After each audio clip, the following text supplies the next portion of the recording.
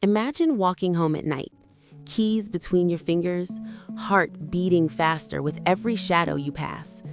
Now imagine that this fear, this specific, deeply physical fear, is something you have felt your entire life, not because you are weak, but because the world has repeatedly told you, through its silence, its statistics, and its systems, that you are a target. Today, we're going to talk about something that criminology has, for far too long, kept in the background: female victims of crime. And I want you to stay with me through every word of this, because what you are about to learn is not just academic knowledge, it is the reality of millions of women around the world, and understanding it deeply is the first step toward changing it. In the field of criminology, victimology is the scientific study of victims of crime: who they are, why they are targeted, how they are affected, and how the criminal justice system responds to them. And within victimology, female victims hold a very specific and very significant place.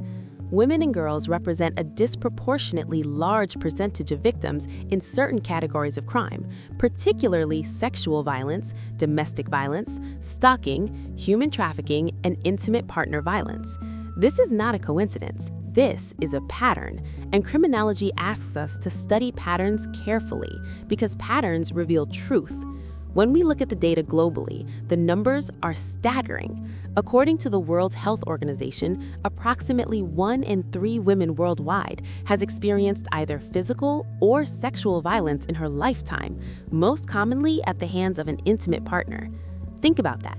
1 in 3.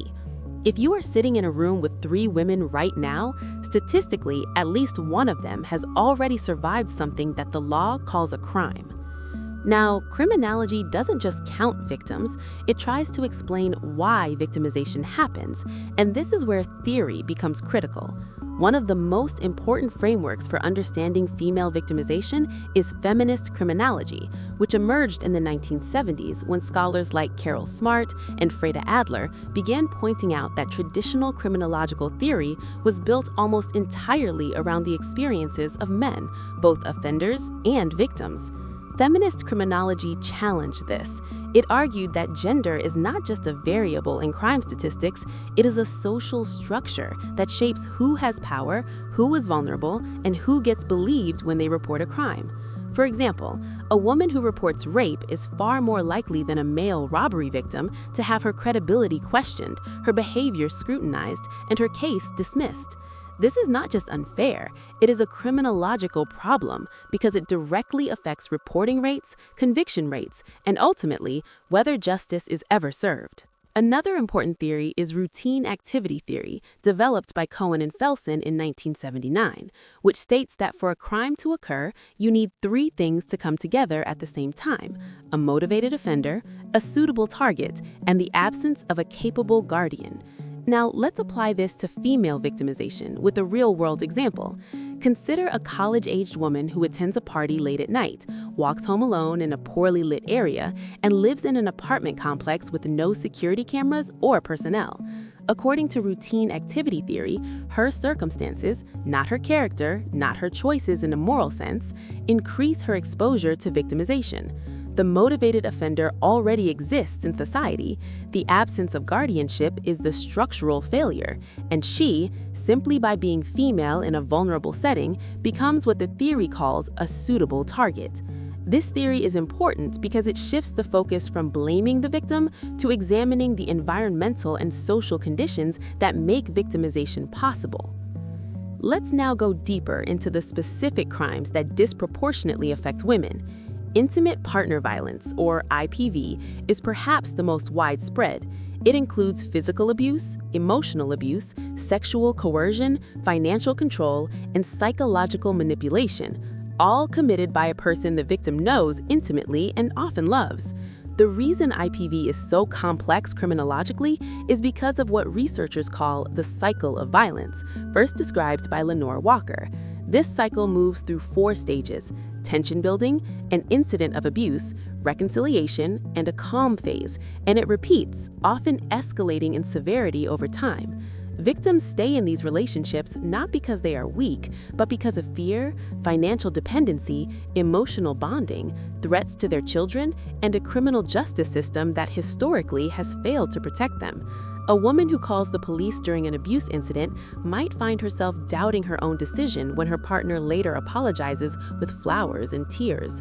That is not weakness. That is a neurological and psychological response to trauma bonding, a condition that criminology and psychology now recognize and take seriously. Sexual violence is another devastating category.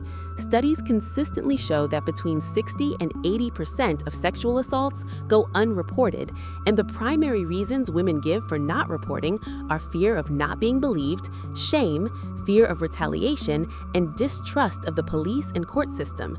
Consider the case of campus sexual assault, a subject that gained enormous public attention in recent years.